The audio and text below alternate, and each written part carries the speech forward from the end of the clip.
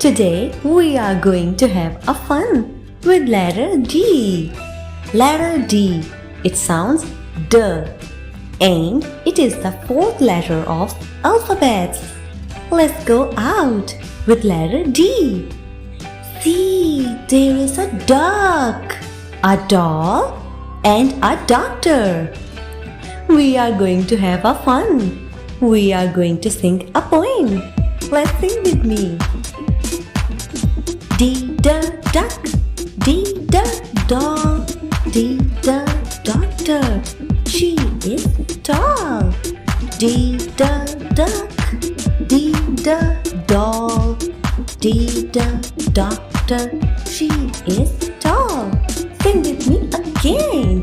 D da duck, D da doll, D da doctor. She is tall. Did you notice the sound of duck, doll and doctor is D?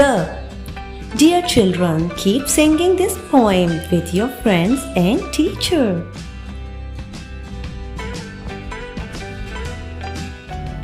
Please like, share and subscribe this channel for getting more educational